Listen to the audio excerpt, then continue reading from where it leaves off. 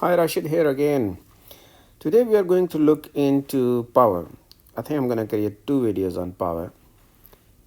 Power, very important factor. I think the concepts in power are much simpler than delay.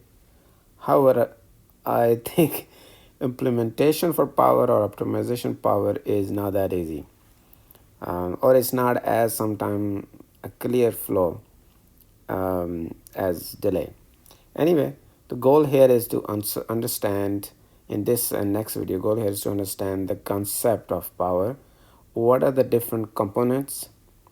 And for each component, we will also have a discussion on, okay, how to reduce that component of power.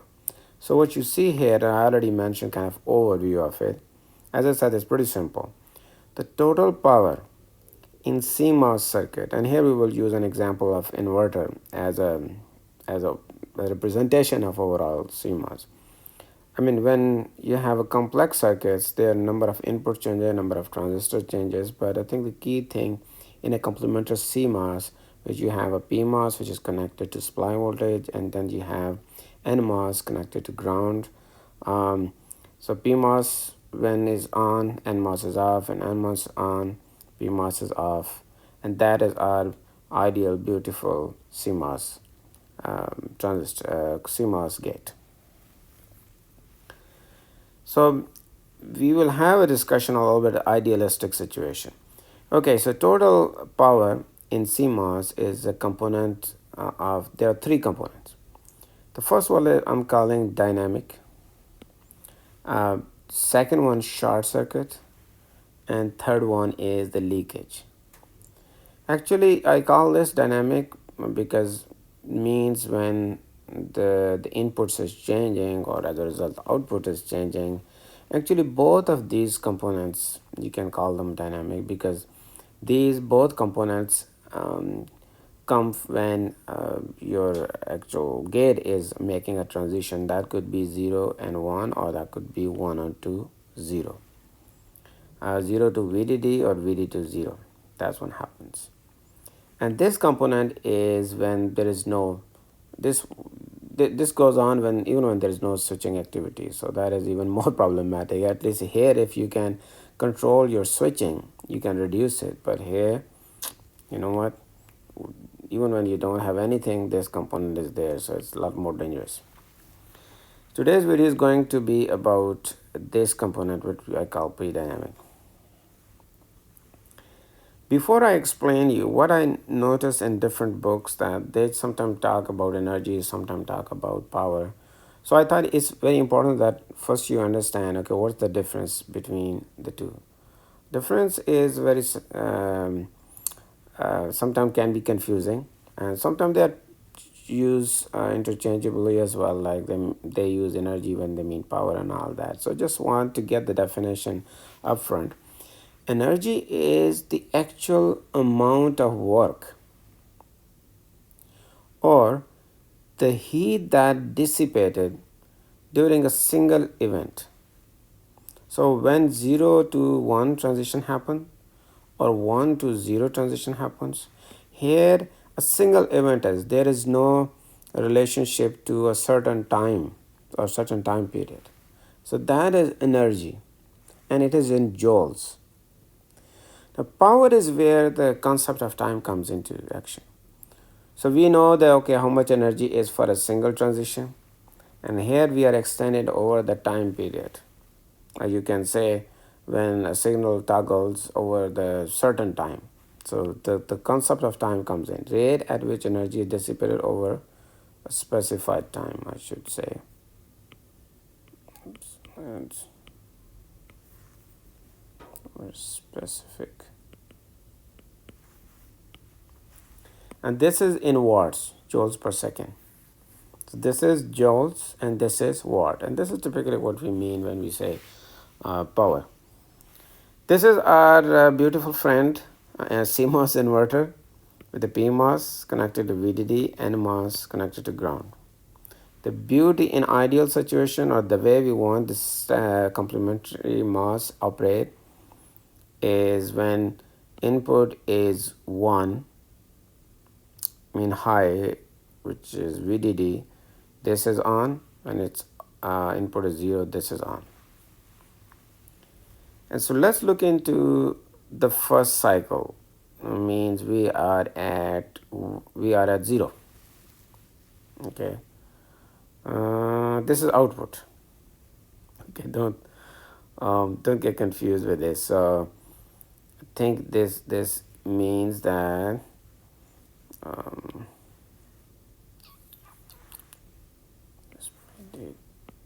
0 1 happened. So what we are looking at right now, your PMOS is on. When it's on, it will have some resistance, as we studied in previous video. And when it's on, this thing is off. Our NMOS friend is off. So here, this node here, there's a capacitance CL. Now this could be the intrinsic capacitance of the transistor, and we studied about that. What are the different components of capacitance at the drain here, which is drain of PMOS and NMOS. Even when there's no current flowing, there is a capacitive component there, right? And there could be a wire connected here or metal line connected, and that will have a capacitance. So this really, CL is a load capacitance that represents on this node, the whatever capacitance this node is seeing with respect to ground. So when PMOS is on, initially, it's look like you are initially input here somewhere. So what start this capacitor starts getting charged. So you start sucking current from the supply, or energy is sucked from the supply and used to charge this capacitor. And then what happens in the second phase, when output is now in this phase. So in this phase, your PMOS is on.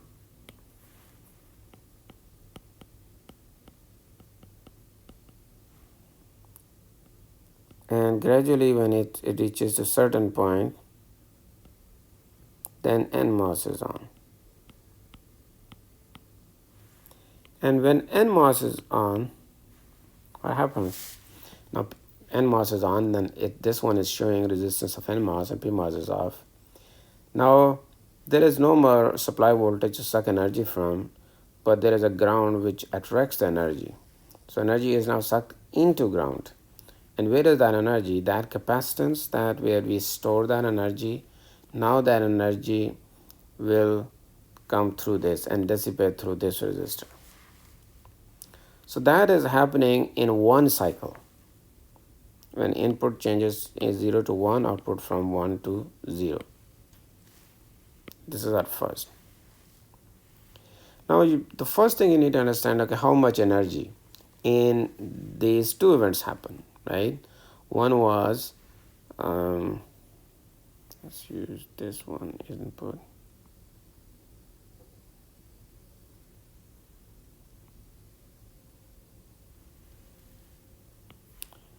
So first event was, you can say, during this one.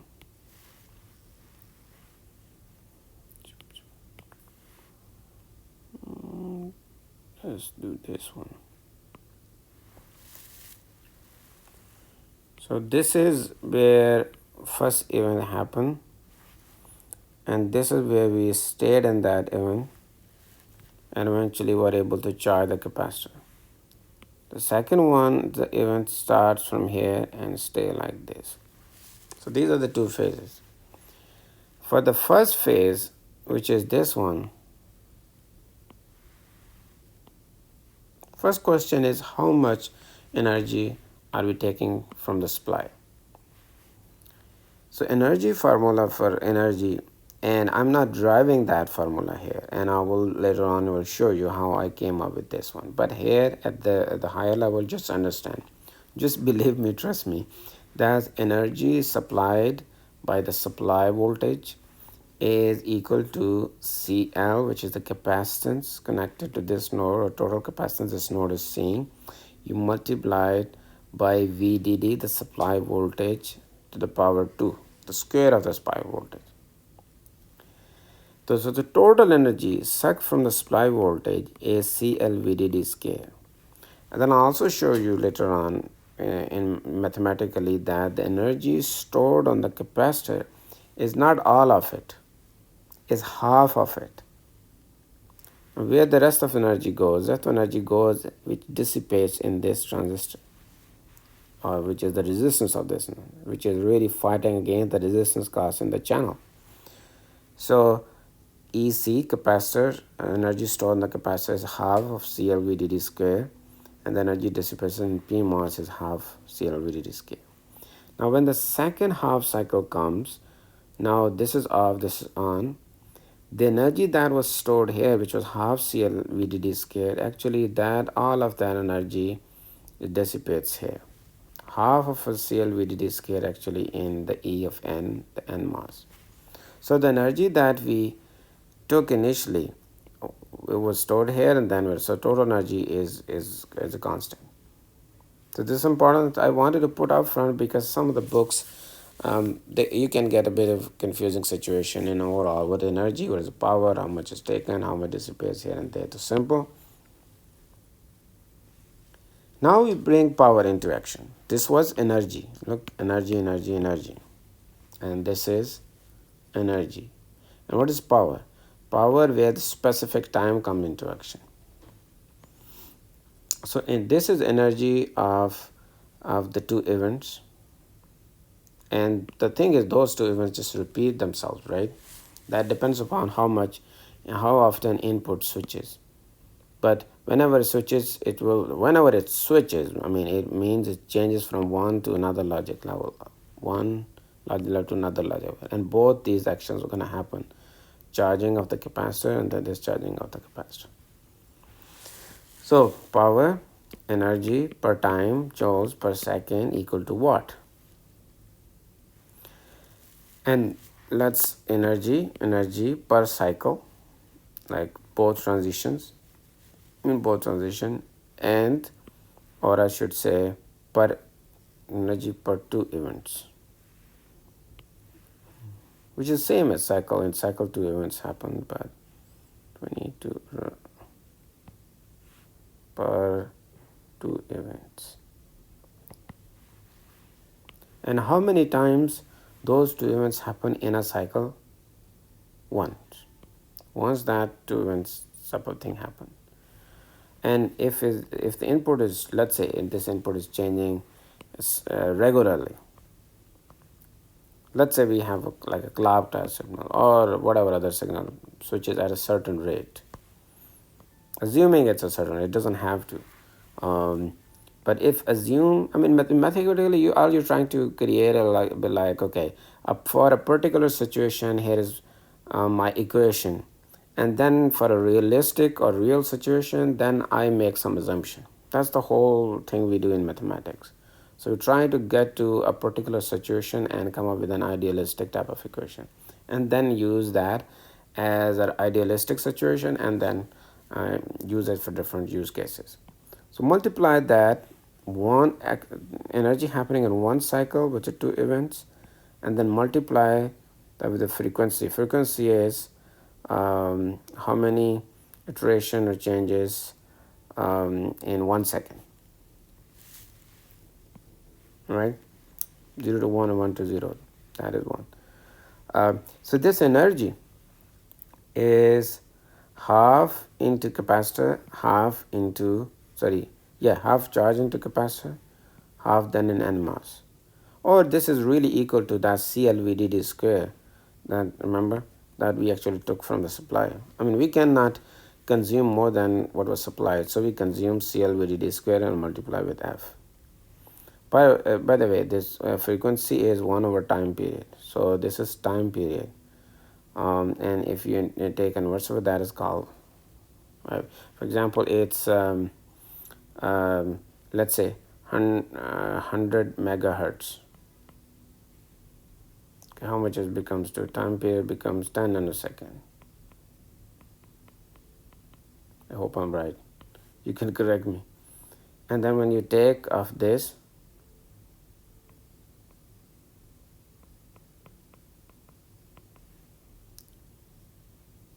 .1 into per 9. mega 0.100 into, all right, yeah, it's correct.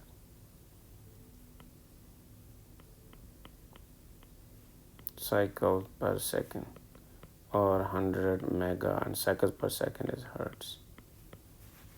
You understand that? Pretty simple, but just want to repeat that. Okay, here's the important concept. The whole reason why I was getting into this was this. So you came up with this, and what if that input signal, the one here, doesn't repeat itself like with a certain frequency? Like, let's say our reference is something like this. This is our F. Okay, and one cycle from here till here is that 10 nanosecond that I came up with. So this frequency is 100 megahertz. Yeah, 100 million cycles per second. So what if our signal really goes like this, that it really goes 0 to 1, then 1 to 0 once every 2 cycle.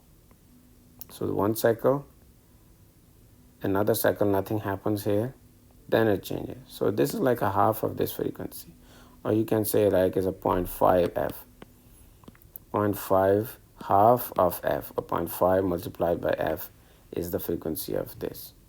So what you do is, now to calculate power, the f that you had originally, f, this alpha is the switching activity relative to this one. So if our input signal was this, and right now it's not that one, so relative to this one, see, this one is always relative to, so it's 0.5 times of f. And if it really switches after every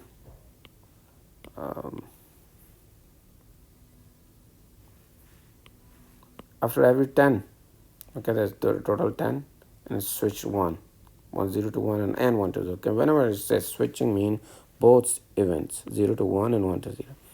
Once in 10, so it's 0.1 time f. So this alpha is the switching activity, and that is always used in books, whatever, whenever you are doing verification. What is the switching activity? So this is that switching activity. Then you multiply with that CLVDD square,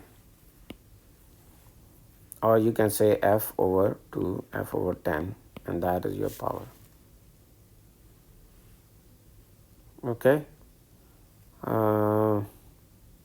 Yeah, I think let's do that. Let's finish it. So you can see that the dynamic power, this is the dynamic power.